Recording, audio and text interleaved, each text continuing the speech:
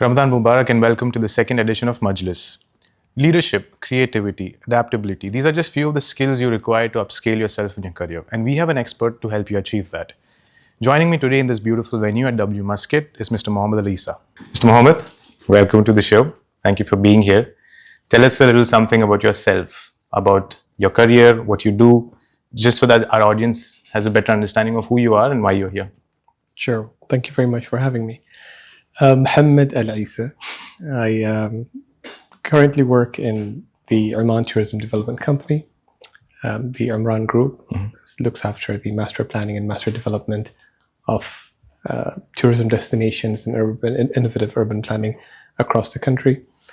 I'm also the Chief Executive Officer at the Oman Design Association. That is very much an association that has quite a noble cause of elevating design and creative cultures within the country. Across my career, I've had the privilege of working amongst multiple disciplinary sectors, anything from sports to tourism, education, to design and creatives.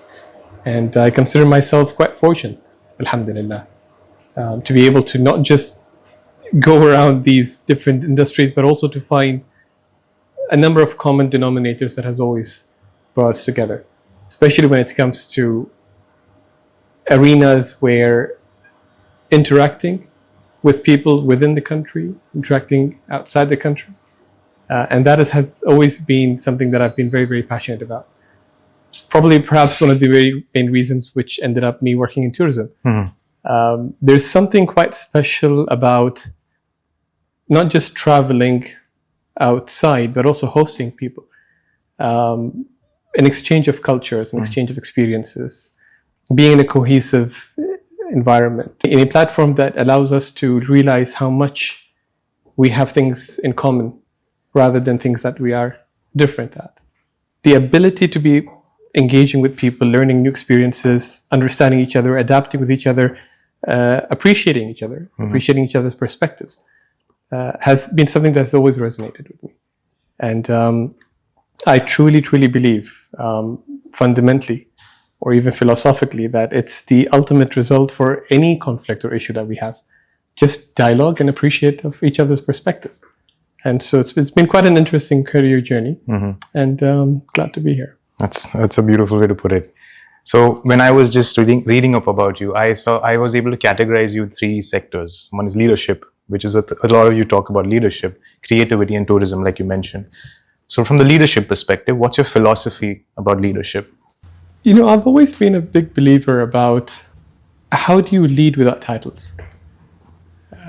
Unfortunately, there's been quite a misinterpretation for quite a while about leadership being very much a title-driven concept, an aspiration to reach to, as if it's something where people, once they achieve it and make it, they can somehow just wake up one day and say, I'm a leader, I made it.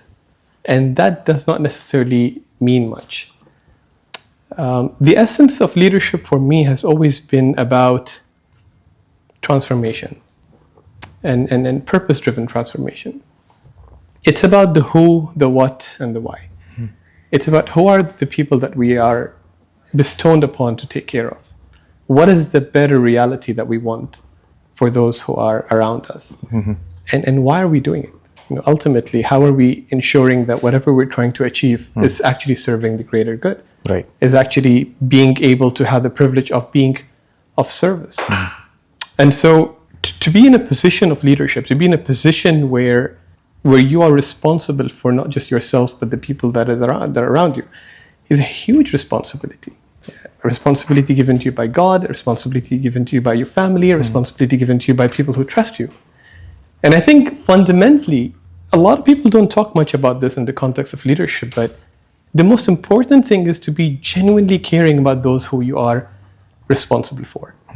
To be empathetic, to be caring, to be there for them, to guide them, to mentor them, and making sure that you are there to serve them.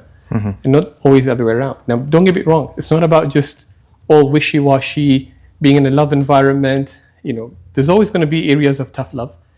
There's always going to be areas of discipline, but fundamentally, the essence that asks us to ensure that we continue is to ensure that we're taking them to a better reality, and ensure that there is you keep your ego in check.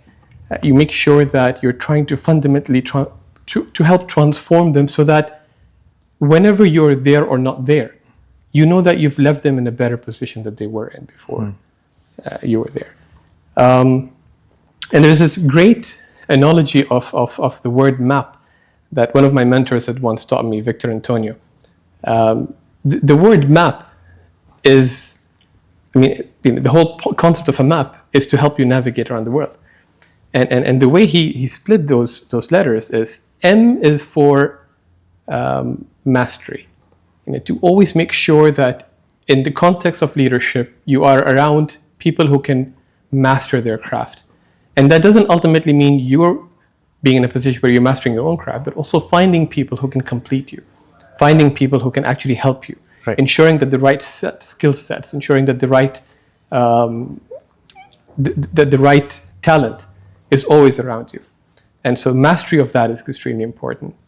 The other one is A, and A for me is not just actions, but it's attitude. Is to ensure that we don't always get jotted in these dreams and visions, but we need to ensure that we take action that we're accountable for, and finding the right people with the right attitude. Because if it's only about performance, and it's only about getting tasks and getting results, then we forget the genuine aspect of leadership, which is caring about people and making sure that they're growing as well. And so having the right attitude around us is extremely important. You will always find people who are skillful, talented. Skill is something you can teach, but attitude is not something that comes in easy. And to surround yourself with the right attitude is extremely important part of ensuring that we take anything that we're responsible for forward. And the last letter is P. P again stands for purpose. And purpose is the one reference that can always help you be adaptive and to navigate your way through. There's an extremely, the word change has been something that always trends. We're always talking about change, and everyone gets into the corporate world, talks about how change is good and change is the only constant, and we have to keep on constantly changing. But my take to that is, if you don't have to change, then don't. Don't get so driven and carried away by the word change. And sometimes it's not about change. Sometimes it's just about fine-tuning, right? It's not about making these dramatic changes for the sake of them. Sometimes you're almost there, but you just need to always keep a check. And purpose helps you do that. Wherever you are, whatever decisions you're making, ultimately, if you're ensuring that you go back to why you're doing that, you just need to fine-tune and get your frequency right and make sure that you're always going back on that same path. So this map has always stayed with me. And it has really helped me ensuring that, whether it's ensuring the right people, the right skills, the right attitude, having all of this in check and intact can really help you go forward. That's a very interesting way of looking at it. So what do you think is probably one of the most unique things about an Omani leader in this country, in this current gesture that we are in, say 2025, looking ahead? What do you think is so unique about this country and the opportunities this country provides to leaders who are upcoming? Oman is quite a special place to be. What makes Oman extremely special is there is a sense of mindfulness that has always resonated with the country. The country is not a place that is born yesterday. Across ages, across centuries, Oman has always taken very calculated steps towards moving forward. And one of the best speeches of the late His Majesty Sultan Qaboos, may he rest in peace, he had, in one of his speeches, for us and for our two hands, we use one hand for self-development and another hand to extend our support to others. And in that line, for me at least, he completely summarized what we stand for. We're not trying to be too distracted with what's happening. We're always trying to find our voice in the midst of all this noise. We're always trying to make sure that we're taking the right calculated steps. And we're always making sure that we're taking a bit of mindfulness in how we do things. And that's just from the whole context of how the country has led its socio-economic developments across the new Renaissance and the renewed Renaissance. From a place, for people to visit, from a place for people to explore. I go back to this particular positioning that I see very clearly with Oman, that while people are always looking for materialistic luxury, I think there's a whole different concept of luxury that you find in Oman. It's the mindful luxury and self-reflect. It's a place where we can unlearn and relearn. It's a place where we can rediscover and reconnect with the people, with the nature, with the culture, with ourselves. And we all need that. Right now, it's becoming quite a trend for everybody to be the fastest, to be the largest, to be the biggest, but in the context of being the kindest and to be the nicest and to just being human. Oman has always surrounded us with human-centric designs and human-centric livable spaces.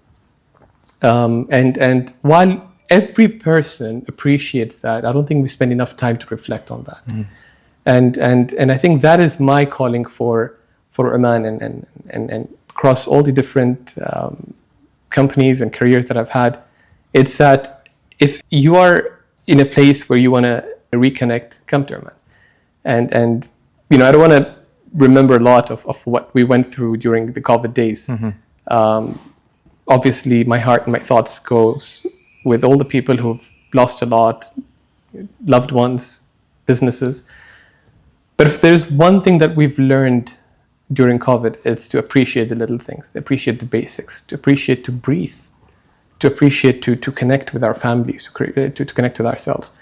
And I think Oman is one of those destinations that has always helped us realize that fundamentally, which is why it's different, it's special, and we choose to be different in that aspect. And that's going to carry on with us going forward. So having had the experience to be at the forefront of change in many large-scale operations in the past, how do you manage your long-term goals while keeping them in view and finding that balance between long-term goals and day-to-day activities? How do you find that balance? We get very, again, distracted with these big words and big studies and strategies and visions and what say you.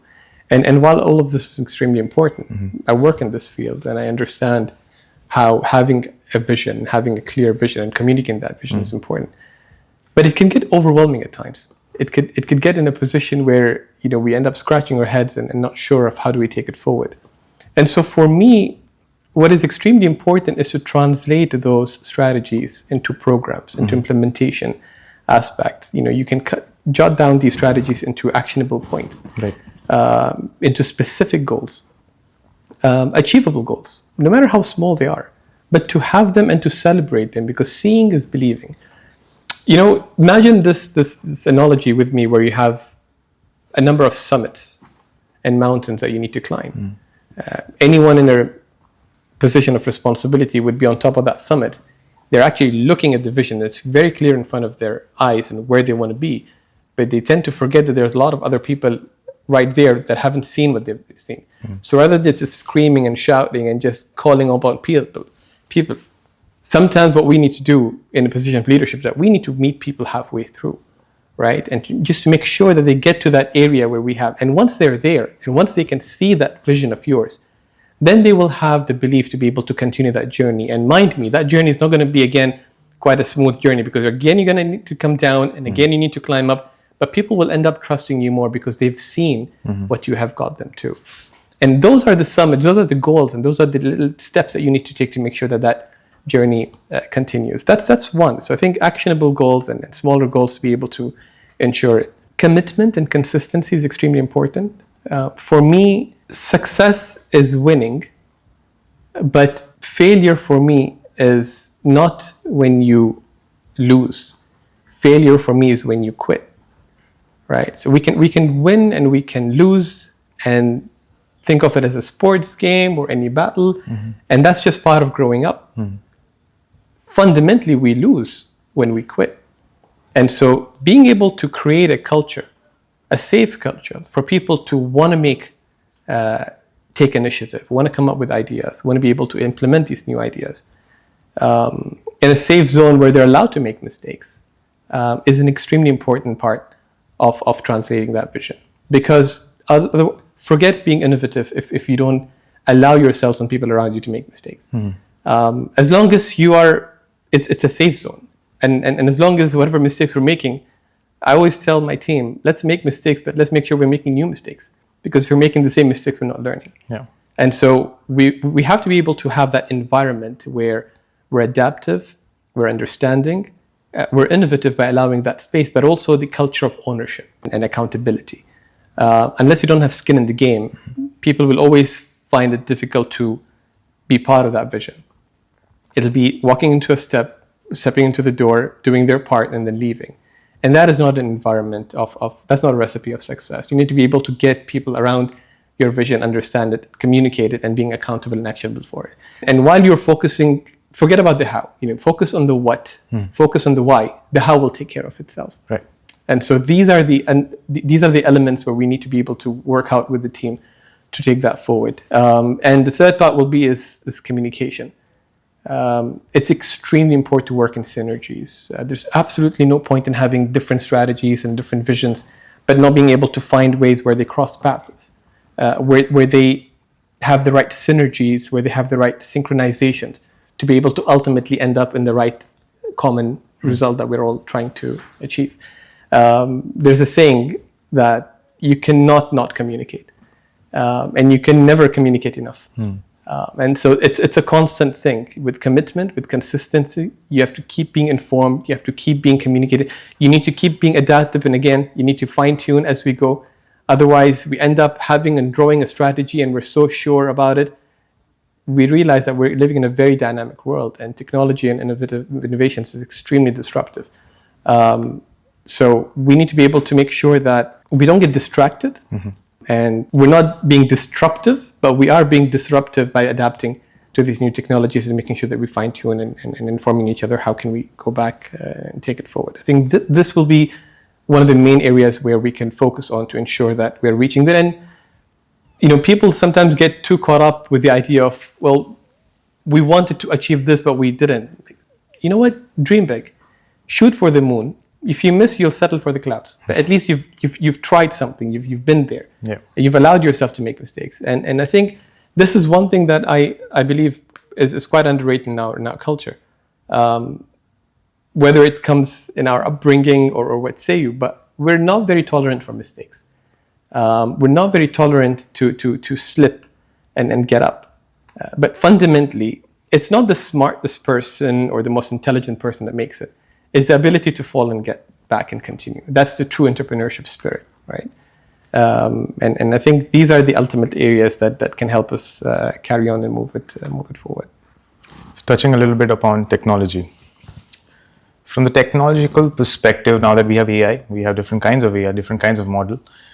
How is digital transformation and AI changing Oman's visitor experience? You see, there's a lot of discussion around disruption of AI in the context of taking jobs and for me, I've chosen to see the other side of how AI can actually help and support fast track the areas where we want to create. In tourism context, no matter how much we digitalize the arena, people will always want to travel because people will always want to learn new experiences.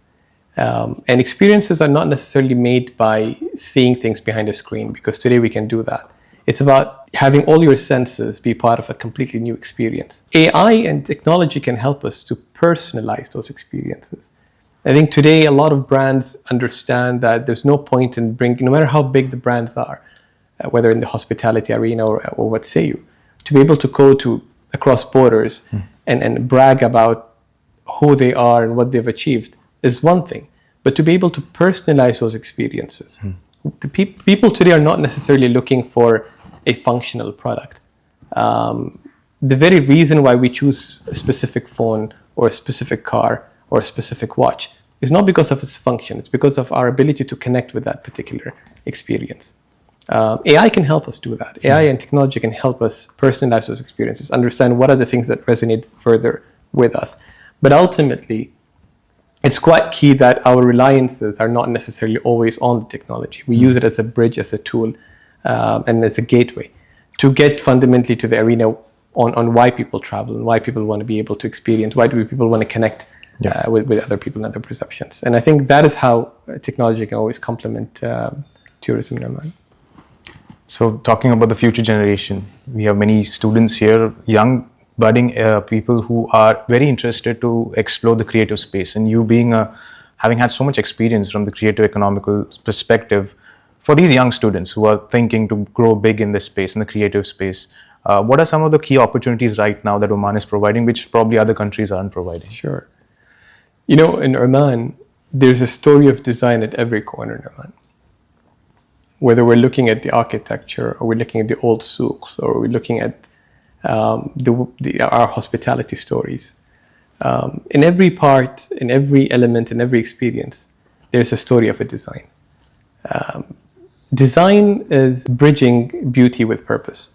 Design is bridging function with something that is far more important to elevate. It's not just about expressing that beautiful product, but to make sure that there's a story behind it that resonates with us. It's the fundamentals of design and of storytelling that can help us turn a house or a destination into a home. That can help us turn a product into an experience. That can help us turn a moment into a memory. If I give you some examples, the other day I was in Nizwa and we were looking at a number of the old neighborhoods and the old haras. And we were all appreciating the different designs of the Omani doors and the aspect of it. But there are a lot of details that we take for granted. If you realize in a lot of Omani doors, there are these little nail shapes coined on the doors. Do you know what that is for? No. When I asked, they said, in the past, this was one of the designs that had helped keep any foreigners or any invaders away, so that you don't end up pushing the door, because these nails can actually help you protect the house. Right. When you open the doors, the homes are not necessarily straight pathways. You'll always see that there's a lot of turns. And that is also by design, so that anybody who comes from the outside cannot actually see what's happening past 10 meters. You know, there's always people from the town, from the house, they know what's happening. But to keep that privacy, to keep that safety intact, they've always... A lot of these, there are a number of forts in Oman that are not just designed to be homes, but designed to be stations and designed to be places of Majlis. And none of this is random. And so for me, Oman has always been very rich with these stories and these rich cultural heritage. And it's not just about allowing the spaces for people to come and appreciate how people used to live in the past. It's not about taking you to the past, which is forgetful. It's actually bringing the past to you and allowing you to see how people used to live and how they are currently living, and perhaps maybe how we should continue living in some aspects, in some areas. The opportunities are huge. The talent in Oman it's a very young population, and creative cultures and creative industries is limitless in terms of how do you quantify it, or how do you aspire to reach. And it's a very interesting industry, because for a lot of experiences and a lot of careers, people end up asking the question of how many years of experience do you have?